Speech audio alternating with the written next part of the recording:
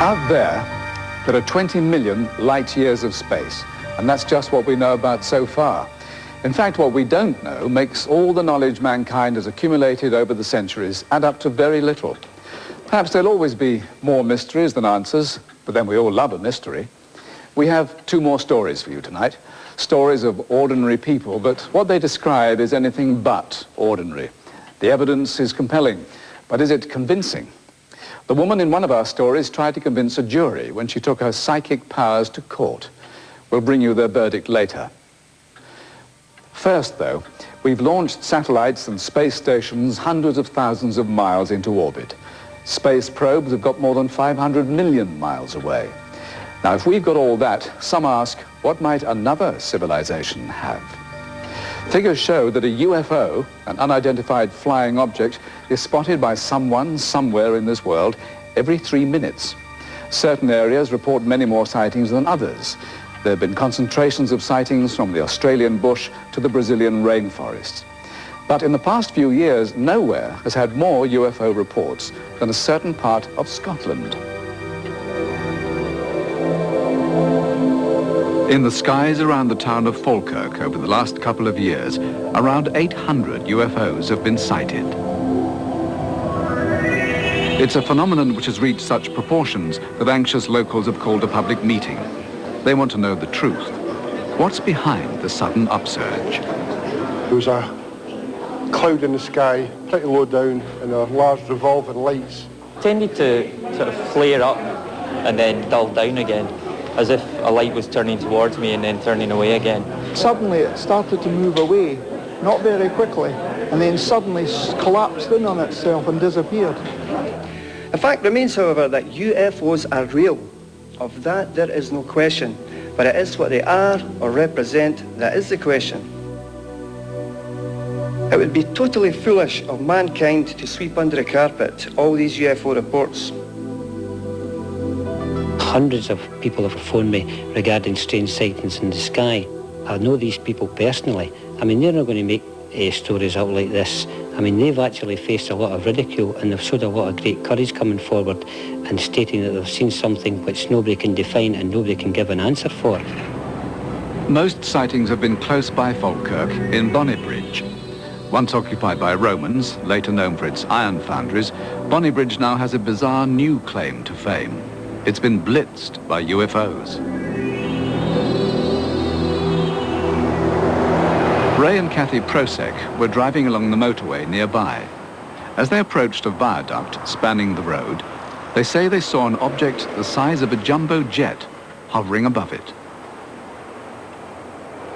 The back end was elliptical, and as we passed underneath it, I could see it was triangular in shape, and there was a light at each corner.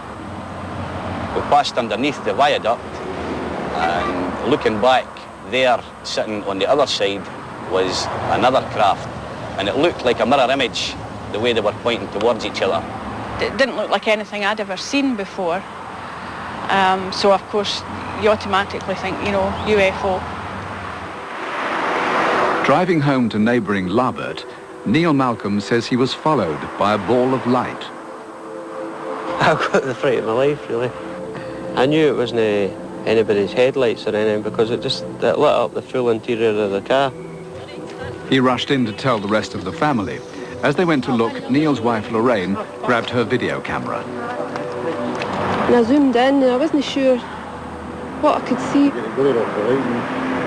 mean, you know what a helicopter and a plane looked like? It definitely wasn't anything like that. And I had to stop because it disappeared behind the building. Studies of the video have been unable to explain what it shows. Even experts like Malcolm Robinson, who's analysed reports of UFOs for 25 years, are baffled by the wave of sightings. We check with airports. We also check with the local police. And then you also check with meteorological stations to see any flights of weather balloons, etc. Some reports are misidentifications, obviously, of aircraft and the like, but this leaves us with a small residue which is highly unusual and which demand investigation. But the most puzzling UFO case in the area must be the one which happened in these woods near Livingston. It's a case that the police came to treat officially as assault by person or persons unknown. It happened to a forestry worker, Bob Taylor, who was out on patrol checking for stray sheep in the forest. It was a routine task, one he'd done countless times over the years he'd worked there. As usual, there were no sheep, but as he rounded a corner, he discovered something else.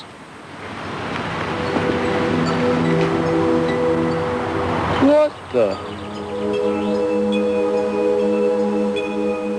It's a huge thing with a big round dome, a very dark grey colour, and it had a big flange going all the way around.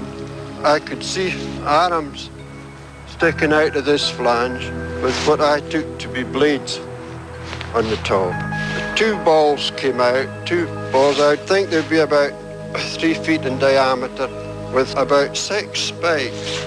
They came right up beside me, and I remember feeling a tug at that time, and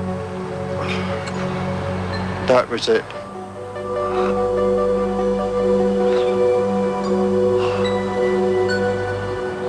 Bob Taylor can't remember exactly what followed. The next thing he does remember is lying on the ground, dazed and bleeding.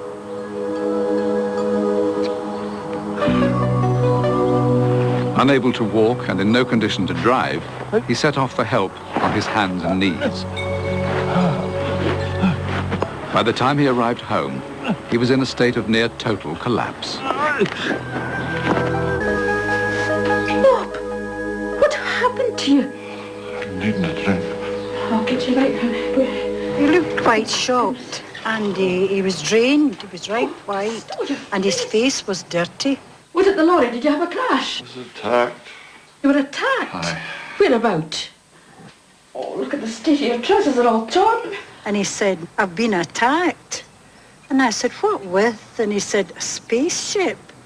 And I said, oh, goodness me, there's no such a thing as a spaceship. I'm going to phone the doctor. You must have fell and hurt your head.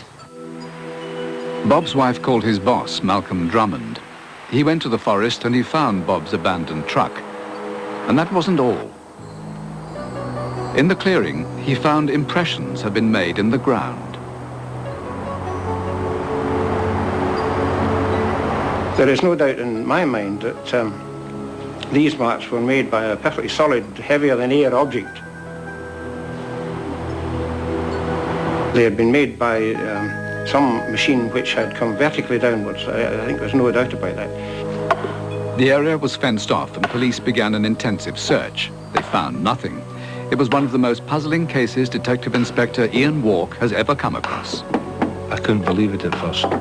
The ground was soft, and there were no signs of the tracks having come from somewhere or having went anywhere. They just seemed to have arrived. Near the caterpillar-type tracks were holes in the ground, 3 inches deep, 40 holes in all. At first I thought they were possibly being made by equipment that would be used by the Forestry Commission, but we went to their premises later that day, examined all the vehicles, and nothing at all matched. So what else could have caused the marks? One theory begins with the laying of water pipes in the forest and goes on to explain what Bob Taylor saw, a theory developed by science writer Stuart Campbell. He thought he saw a spacecraft, because that was the only logical explanation to him, sitting in a clearing, but it was a magnified image, in my opinion, of a planet millions of miles away. But what about Bob's injuries? The theory continues that the sight of the mirage triggered an epileptic fit. It caused him to be paralyzed. He couldn't speak, and of course he was unable to walk. These are symptoms of that. Was it in the forest? But Bob hadn't suffered from epilepsy before, and those who know him have no reason to doubt him. Yeah, Bob Taylor was a straightforward forester who had worked here for many years. He had no illusions of any kind, and he's not the sort of chap who would have invented a story like this. Then there were the rips in the trousers Bob Taylor was wearing. Rips, he claims, were made by probes from the UFO. The trousers were sent to the police laboratories to be put under the scrutiny of forensic expert Lester Knibb. There was 2 sets of damage predominantly, close enough to be considered symmetrical. It's obviously been caused by a lifting action. It's not the sort of action that's caused by a fall. The tear would normally be down the trousers. Certainly the story could fit the bill, that some object or objects had moved across a clearing towards him, attempted to lift him up and carry him off. Even to this day, we're completely baffled of, one, who assaulted Mr. Taylor, and two, what made these marks on the ground. This is only one of the many local UFO cases which remain unsolved. Some witnesses say they're left with profound after effects, desperate to find a way of coming to terms with seeing something that defies belief. One of the most recent cases has left two local men with an obsession to find out what it was they encountered on a lonely stretch of road through the Pentland Hills. We come back here quite often, looking about with our camera and that.